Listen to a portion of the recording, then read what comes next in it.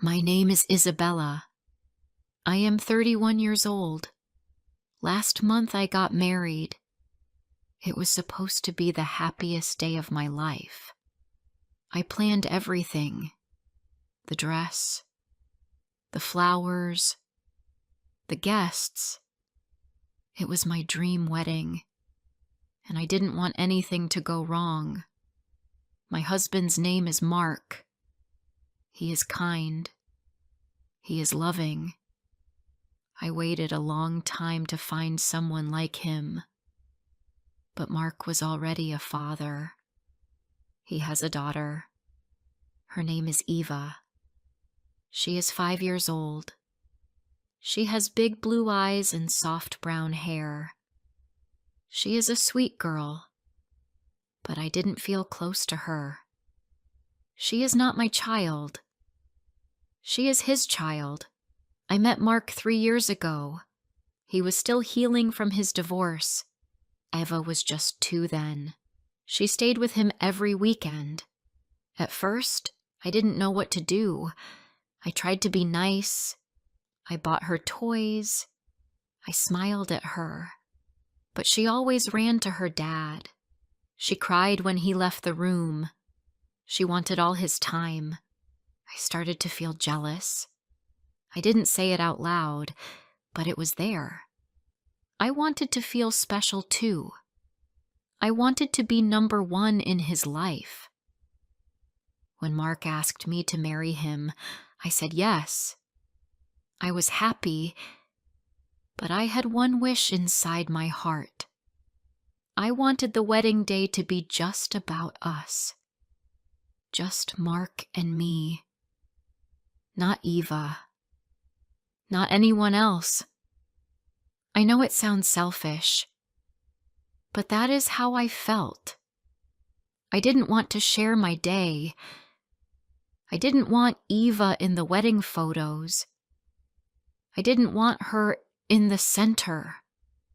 I didn't want her to stand with us. I wanted the photos to show a couple in love, not a full family, just a bride and groom. I did not tell Mark. I was scared he would say no. So I planned everything quietly. I picked my dress. I picked the music. I picked the colors. I also spoke to the photographer. I told him, "Please take pictures of me and Mark only. No kids. No family. Just us." The wedding day came. The sky was blue. The sun was warm. The flowers looked perfect. Mark looked very happy. He held my hand and said, "You look beautiful." I smiled. I felt like a princess. Then I saw Eva. She wore a small white dress. Her hair had little flowers. She looked like a tiny angel. She ran to me. She held a pink flower. "Can I be in the pictures too?" she asked. Her eyes were big and full of hope. But I did not smile. I did not feel happy. I bent down and said, "Not now, Eva. These pictures are just for me and your dad." She looked at me for a moment. Her face changed. Her smile was gone. "But I want to stand with Daddy," she whispered. I stood up. "Maybe later, okay? Go sit with Grandma now." She walked away slowly. Her head was down. She did not run. She did not smile. The photographer called us. Mark and I stood under the trees. He kissed my hand. We laughed. I felt happy. I felt proud. I thought, this is my day. This is my moment. The photographer took many pictures. I did not think about Eva again. After the pictures, we had dinner. There was cake. There was music. People were dancing. Eva stayed quiet. She sat with Mark's mother. She ate only a little. She did not talk much. Mark looked at her and asked me, "Did Eva take any pictures with us?" I said, "No, she didn't." He looked surprised. "She wanted one. She told me before." I said, "It was just a couple shoot. She's fine." He didn't speak after that. He just looked at her again. That night we went home. I felt tired but happy. I looked at the wedding pictures on my phone. I looked beautiful. Mark looked happy. But something was missing. Eva was not in any picture, not even in the background. The next day, my friend asked, "Where is your stepdaughter in the photos?" I said, "It was our moment. Just me and Mark." She sent a small face emoji.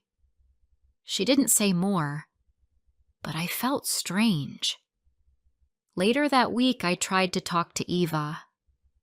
"Hi, sweetie," I said. "Want to draw with me?" She shook her head. "No," she said. "I want Daddy." She looked at me but did not smile. Her eyes were cold, not sad, just quiet. That night I sat in bed. Mark was reading. I said, "Eva is not the same." He put his book down. "She feels left out," he said. I looked at him. "She is a child. She will forget." Mark looked at the wall. "Maybe, but not today." He turned off the light. I could not sleep. I kept thinking about Eva. She was only 5. She wanted one picture and one small moment, and I said no. I made her feel like a guest at our wedding. I made her feel like she didn't belong. And now she was pulling away from me.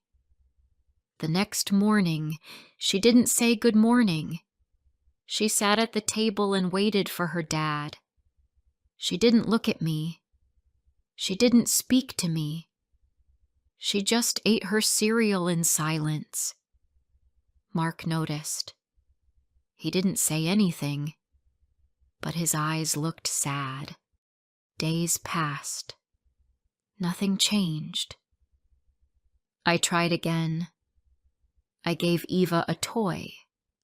She took it, but she didn't say thank you. I asked if she wanted to play. She said no. I asked if she wanted to bake cookies. She said, "With Daddy only." Each time, my heart hurt more.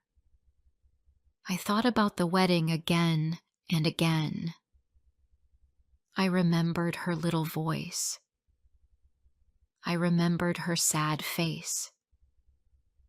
I thought about that photo I didn't let her take. I thought it was just one photo, but maybe it was more. Maybe it was a moment she needed, a moment to feel like family. And I took it away. Now, I was not sure what to do. I looked at our wedding pictures again. They were perfect, but they were only about me.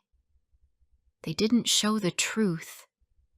They didn't show the people we love. They didn't show a real family. Only a pretty picture. Before I share the rest of my story, I need to know, where are you listening from? Knowing someone hears me, understands me, gives me strength. 1 week after the wedding, Eva still did not talk to me. I said hello to her. She did not answer. I tried to play with her. She turned away. She only wanted Mark. She followed him everywhere. She held his hand all the time. She never smiled at me. I started to feel bad inside. I did not know what to do. One evening, Mark and I sat on the couch. Eva was playing in her room. I looked at him and said, "Do you think Eva is angry with me?" Mark looked at me for a moment. He looked tired. "She is not angry," he said, "but she is sad. She wanted to feel part of the wedding, and now she feels like she is not part of us." I looked down at my hands. I did not say anything. I felt a small pain in my chest. I did not want to hurt Eva, but maybe I did. Later that night, I looked at the wedding pictures again. I saw me and Mark smiling. I saw the flowers, the lights, the cake. I looked so happy, but I didn't feel happy now. I felt empty. I looked at all the photos and saw no family, just two people with no child beside them, no small hand, no soft face. Eva was not there, and I started to ask myself, why? The next morning, I packed Eva's school lunch. I made her a sandwich and put it in her pink box. I also wrote a short note on paper. It said, "I hope you have a fun day. Love, Isabella." I folded the note and put it in the box.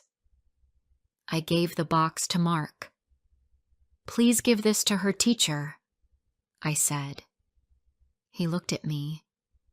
He nodded and said, "Okay." That evening, I was waiting. I was nervous. I watched Eva when she came home. She did not say anything. She sat at the table and started to eat. I looked at Mark. He looked back at me. I asked him, "Did she read the note?" He said, "Yes, she read it. But she didn't say much." I smiled a little. At least she saw it. That was something. A small step. The next day was Sunday.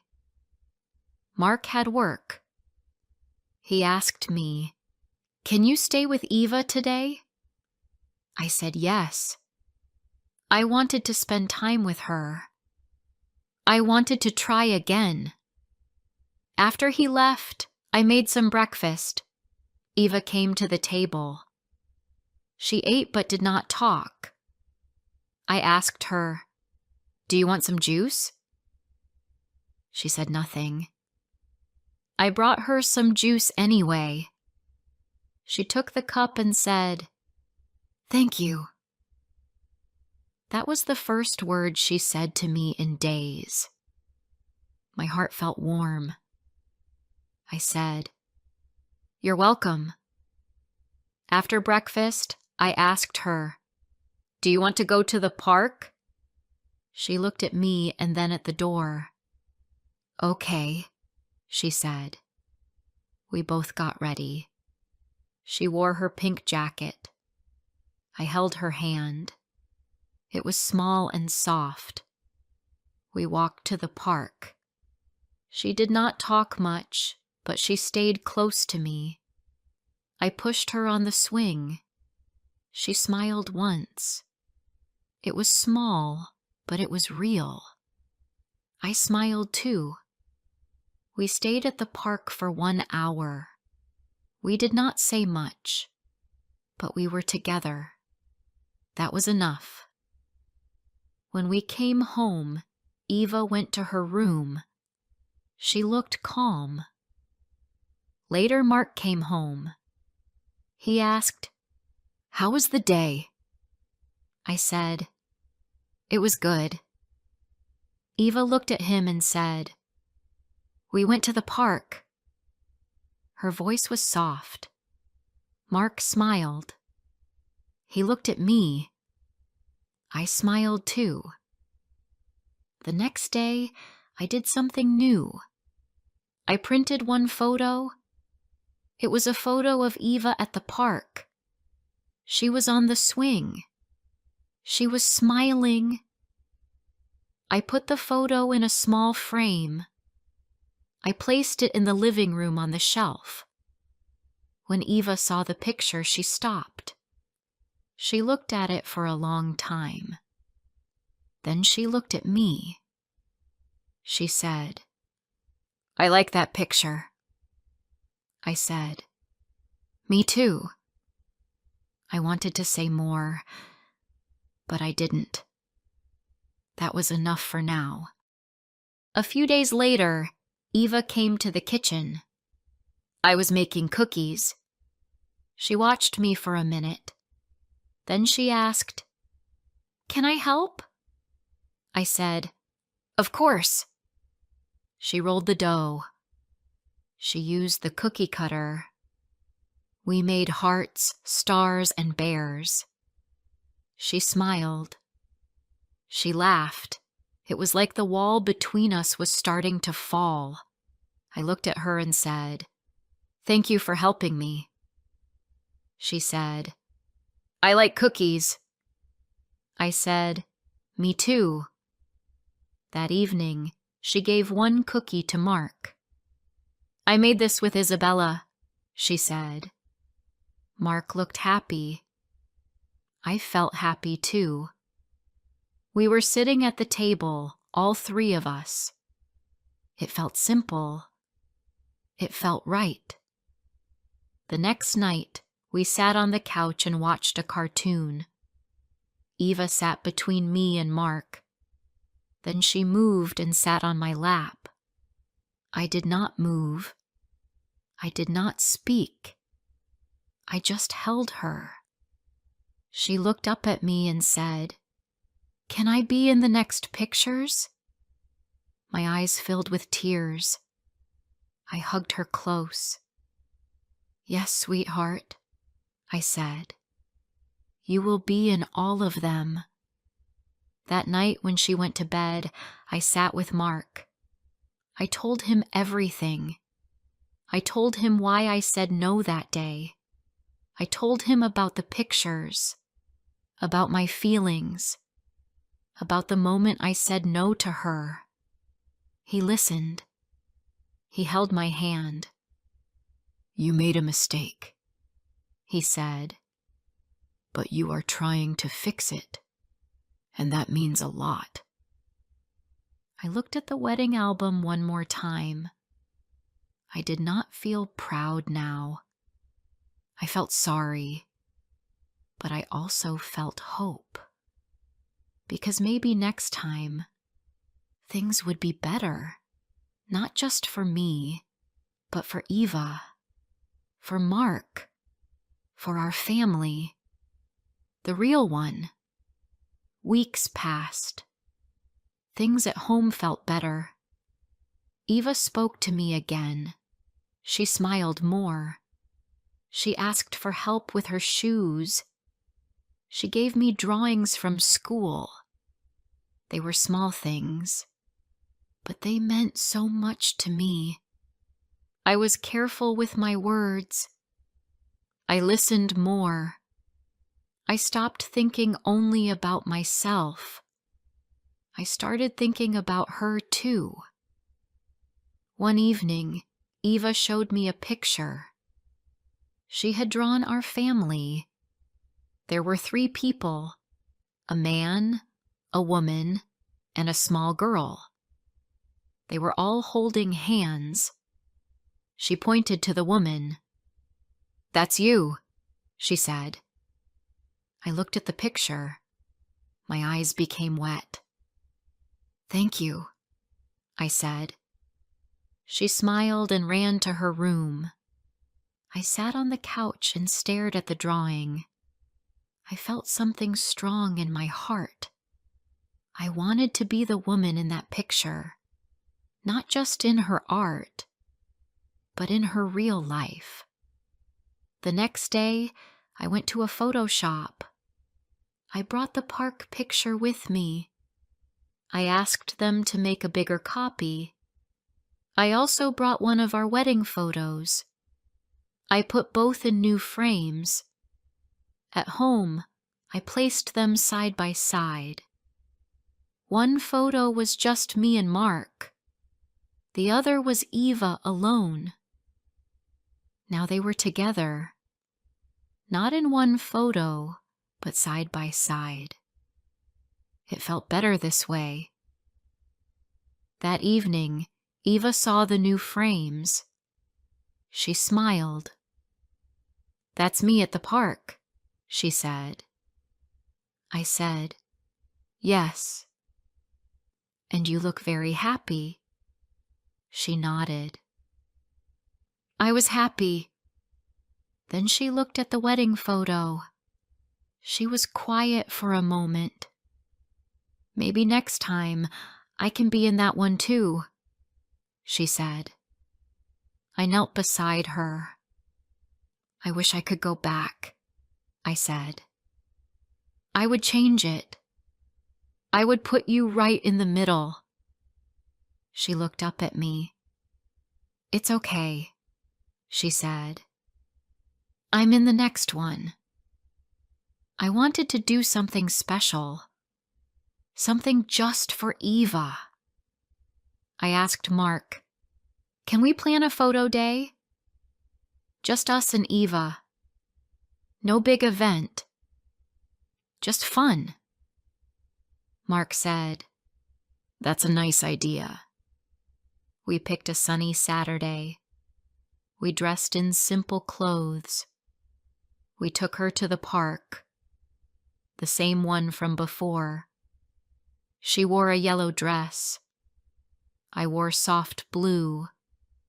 Mark wore a white shirt. We walked, we laughed, we took pictures. This time, she stood between us. We held her hands. She smiled in every picture. I held her when she got tired. Mark lifted her on his shoulders. We sat on the grass. We shared a sandwich. The photographer was kind. She said, "You look like a family." I smiled. We are a family. The photos were ready in 1 week. They were beautiful. Eva looked so happy. Mark looked calm. I looked real. Not like a bride, but like a mother. A woman who had learned something. A woman who had grown. I picked my favorite photo. It showed Eva kissing my cheek. I put it in a new frame. This time, I placed it in the center of the living room. Not to the side. Not in the corner. Right in the middle. Mark saw it first. He smiled. "That's a good choice," he said. Later, Eva saw it too. She ran to me. She hugged me. "I like that picture," she said. "Me too." I said. I kissed her forehead. My heart was full. I knew I had made a mistake before, but now I was trying to do better, and she saw that. A few days later, Eva's teacher called. She said, "Eva talks about you a lot now. She says you are her second mom." I held the phone to my ear. My hands were shaking. "Thank you," I said. "That means so much." After the call, I sat in my room. I cried, not because I was sad, but because I was thankful. I looked at our home, the toys on the floor, the shoes near the door, the photos on the wall. It was not just my place now. It was our home. I was not just a wife. I was also something more. Maybe not her real mother, but something close. Something that mattered. One evening, Mark asked me, "Do you still wish the wedding was just for us?" I looked at him. I thought for a second. Then I said, "No. I wish I had made space for her. I thought it was just my day, but I was wrong. It should have been our day. All three of us." Mark didn't speak. He just took my hand and smiled. That was enough. Now, when I see a bride, I don't only see her dress. I look around. I look for the small faces, the quiet ones in the corner. I hope they are not left out. I hope they feel seen. I hope they feel loved. Because I learned something. A wedding is not just a start for two people. It can also be the start of something bigger. The start of a new family. A real one. A strong one. A kind one. And now, I don't want perfect photos. I want true ones. Photos with messy hair. With chocolate on the mouth. With small hands reaching up. With laughter and hugs. Those are the pictures that matter. Because they show who we really are. A family. If this story touched your heart, don't forget to like, comment, and share. More emotional and inspiring stories are coming soon.